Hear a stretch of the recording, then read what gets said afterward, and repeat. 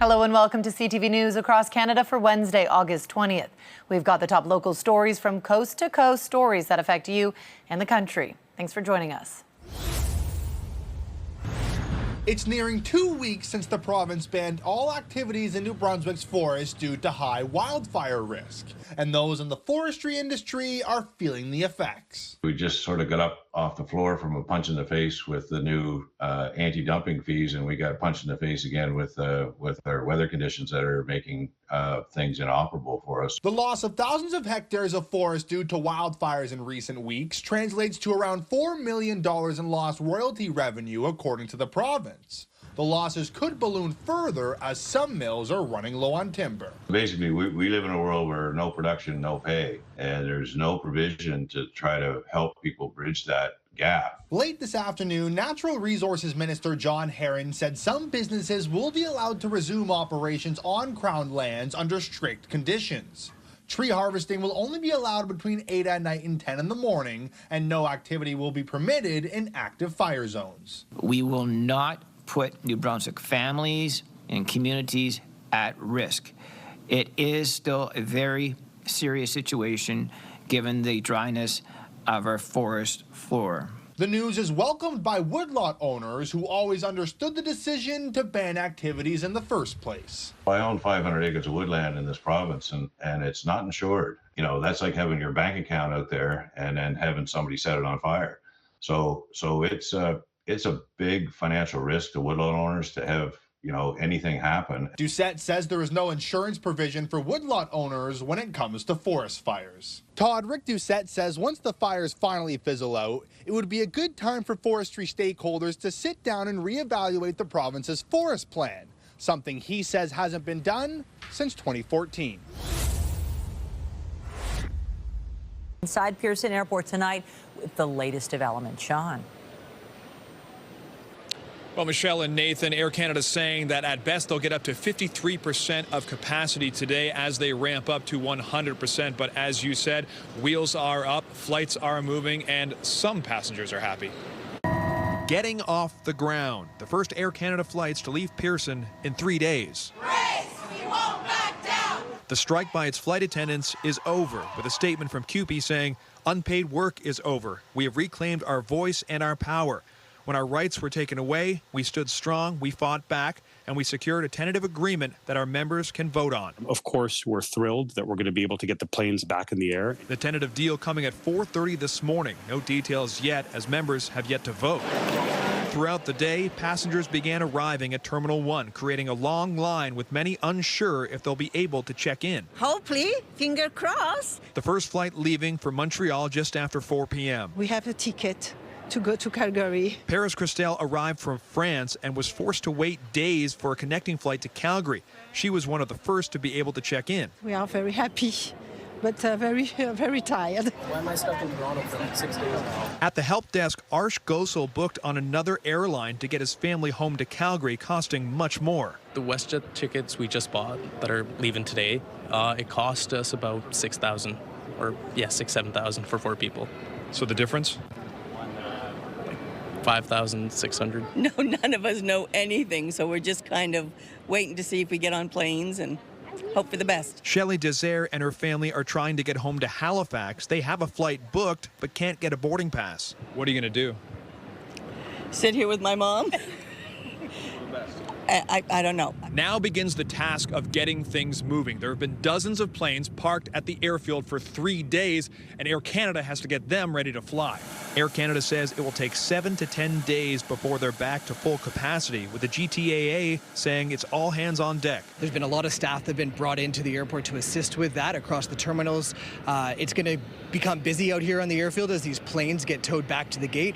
Our apron control tower will be managing those movements. And the airline saying, do not come to the airport unless you have a confirmed flight. But if we haven't notified you yet, we do plan to operate your aircraft. And the slow process of restarting the country's biggest airline means it's likely that confusion for passengers will last for some time. One of the people we saw flying out today was actually CUPE National President Mark Hancock. He told us that this tentative deal is a 4-year deal, but wouldn't give any more details as the membership has yet to vote. Reporting live, I'm Sean Neathong. Nathan and Michelle, send it back to you. Thank you, Sean. While the return to the skies will be a welcome relief for those planning trips in the coming days, it isn't having an immediate impact. Across Montreal, homeless encampments keep popping up. They're in many boroughs, including here in Verdun. And Valérie Plante is calling on Quebec to act. Elle aussi, elle mérite d'avoir son Top Gun. Saying what's needed is a Top Gun minister to help find solutions. Right now, the homeless file falls under Lionel Carmont, the minister responsible for social services. And while Plante says he's doing his best, she adds what's needed is a dedicated minister who only works on the homeless issue. I'm inviting the Premier, François Legault, to put homelessness as one of his priorities. Plante announced the city will spend $22.5 million to support community groups helping the unhoused, including $700,000 going toward shuttle buses. It's a very important, essential service to make sure we use the existing resources to their maximum effectiveness. And so this funding will allow us to continue to do that. In addition to the money, the city is finalizing the installation of modular homes across the island that would provide temporary shelter. The city says the first batch of those will appear in Côte-des-Neiges next month. Sam Watts from Welcome Hall Mission is pleased. So to have $22 million spread over 3 years, yes, it does give us some visibility into where things are going to go. But governments typically work in electoral cycles. We're in one of those right now. But the opposition at City Hall has a different approach. It wants to turn vacant city-owned buildings into housing. There's no way for us to be sitting on years of land and buildings when we have a homeless and a housing crisis in our hands. While both parties have different approaches, they agree the homelessness problem is getting worse, and the mayor says it's up to the province to do more. CTV News asked the Premier's office for a comment on naming a minister for homelessness. In a statement, they responded, the Premier will make an announcement soon regarding an upcoming cabinet shuffle. Sweet Rassi, CTV News. A Sarnia fire investigator assesses a home on Griffith Road.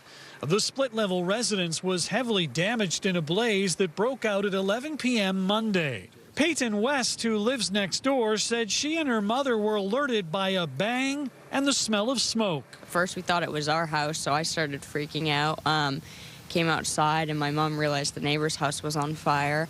Peyton went to look for herself. She immediately felt the intense heat. The fire was huge. It was the whole right side of the house. It was like it lit up the whole street. Moments later, firefighters arrived with word that a family could be inside. Fortunately, all 3 residents had gotten out of the house already, and we proceeded to fight the fire and do search and rescue. The family had escaped out the back door of the home and were quickly guided to safety. Meanwhile, it only took minutes for the fire to spread next door. Initially, 3 stations numbering nearly 20 firefighters were called to the scene, but as the neighboring house caught fire, a 4th station was notified. With the extra crew targeting the advancing flames, the blaze was under control within a half an hour. Damage is extensive. Fire investigators spent several hours at the scene searching for a cause. While the status of the units in this case is unclear, investigators are in general reminding the public about the importance of smoke alarms. Over 2/3 of people that die in fires is because they don't have working smoke alarms. But thankfully, in this fire, all escaped unharmed. Absolutely, yeah. I'm just glad everyone's out and safe. In Sarnia, Sean Irvin, CTV News. Thank you very much. Pierre Polyv is heading back to the House of Commons. The Conservative leader ran away with the federal by-election in Battle River Crowfoot, earning more than 80% of the vote. No, I'm not surprised at all. He did the work. He was to every rural area in his riding. I'm very disappointed and shocked at that. I felt that he would probably win, but I didn't think he would have a commanding win. That's who we wanted to begin with, right? While he's the man more than 40,000 people in Alberta wanted as their MP, he'll have to show Conservatives across the country Canadians want him as the next Prime Minister. The next step is going to be the campaigning he does between now and when Parliament resumes and how he conducts himself. He received fewer votes than Damien Carrick, who won the riding in the spring election, then stepped down so Polyv could run. The Conservative leader will face an automatic leadership review at the party's convention in January. That's probably enough to at least avoid adding questions to his suitability for the leadership. Cheers! Independent candidate Bonnie Critchley is toasting to her efforts. She finished second, earning 10% of the vote. My entire purpose when I started to right now has been to tell Mr. Polyv that he is not allowed to just walk in and use us as a tool and then disappear back to Ottawa. Critchley wants to see Polyv back in Battle River Crowfoot when he's not campaigning and bringing the riding's concerns to Ottawa. Polyv says once Parliament is back, his party is proposing a Canadian Sovereignty Act that in part would legalize pipeline construction and mine approvals and eliminate the industrial carbon tax. On August 26, 2024, 4 suspects stole hundreds of thousands of dollars of jewelry from this store at the Georgian Mall before fleeing in a white SUV. Fast forward to Monday, nearly a year later, when multiple suspects smashed display cabinets, stole jewelry, and fled to a waiting getaway car, all in broad daylight. We very quickly learned that that vehicle was in fact stolen from the city of Toronto back in the middle of last week. The store owners tell CTV News they reacted super quickly and calmly, rushing the attackers, but the attackers ran away faster than the owners could imagine. Witness information allowed police to locate the vehicle heading south on Highway 400 near Mapleview Drive, driving at a high rate of speed. Officers followed it to the Innisfil Beach Road exit, where it lost control and left the road. All 5 suspects, between the ages of 16 and 21 years old, were arrested after trying to escape on foot. They're nothing but thugs. They're coming into our communities, they're robbing our merchants, and they're putting other people's lives at risk. The 5 young men all face a slew of charges, including robbery with violence, fleeing from police, dangerous driving, and possession of stolen property over $5,000. Police say a 17-year-old among them was in possession of a fully loaded semi-automatic firearm. He faces 8 additional weapons-related counts. It's perpetrated, we believe, by organized crime that is out there because this is the type of theft that is very difficult to trace. The store owners declined to speak on camera, saying they felt unsafe to do so. In a statement to CTV News, they said, in part, innocent people work hard every day, but the law seems to punish the innocent people. This is not even a surprising incident, as this is happening on the daily. These kinds of acts don't just hurt us, but it affects many people. Monday's incident also happens nearly 2 months after suspects stole items from another Georgian Mall jewelry store just before Canada Day.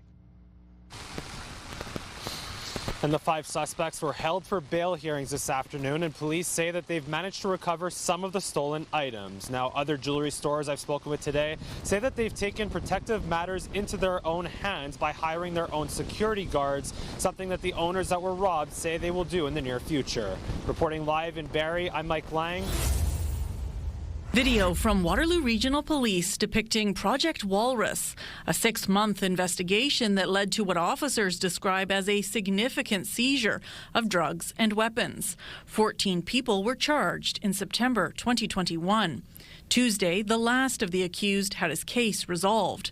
Wahid Wahab, described as the main guy in the drug trafficking operation, pleaded guilty to trafficking fentanyl and possession of fentanyl for the purpose of trafficking. Court heard he sold undercover officers 9 ounces of fentanyl for $18,000 and provided an extra 4 ounces of purple fentanyl on credit. Not long after, he was arrested and charged. Then, about 3 years later, while on bail, he was spotted by Oxford County OPP during another drug investigation, Project Napoli. In November 2024, a search of his car led to the discovery of crystal meth. In court Tuesday, Wahab pleaded guilty to possession of methamphetamine for the purpose of trafficking related to that investigation. Court heard Wahab is not an addict, and his actions were motivated by money. Fentanyl trafficking is the most serious drug offense known to our law, Crown Prosecutor Andrew Choate said, adding Wahab was the directing mind of what police called Project Walrus. though his role in Project Napoli is less clear. Wahhab's lawyer, Jordana Goldlist, said Wahhab, who grew up in poverty, got involved with the wrong crowd, adding Wahhab, who is 31 and a first-time offender, regrets his decisions. He has great support waiting for him when his sentence is complete, she told court. Wahhab also apologized, saying he now realizes it wasn't worth it and it was very selfish of me. The Crown and Defence put forward a joint submission for a sentence of 11 years minus credit for time already served. And that is ultimately what the judge gave. Justice Carrie Cash explaining those who choose to traffic this incredibly dangerous substance must understand that once they are apprehended and found guilty, they will face lengthy penitentiary sentences. There is no other option for the courts. Krista Simpson, CTV News, Kitchener. So you have Twitter right here.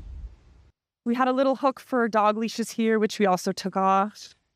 This bare post marks the spot where Sarah Black's little free library once stood, a birthday gift from her boyfriend built for her and the community. I've always loved reading my whole life. And when I spoke to my neighbors before it was installed, everyone was so excited and they were saying, oh, we're going to have a ribbon cutting ceremony. It went up along the walking trail behind their house in Cunningham Park, but within hours, it was vandalized. We put it in last Monday evening, and by the next morning, the door had been ripped off, the light had been ripped out, there was a note telling her she didn't own the park, warning that bylaw had been called, and it didn't stop there. Shortly after that, like later that day when I got home from work and came out, it had been hammered with a sledgehammer. The back was punched out. The next morning, it was egged. This is not the original door, unfortunately, but... She says she was in the process of getting approval for the library, unaware the city had to sign off before it was installed. But as the damage escalated, she decided to take it down herself less than a week later.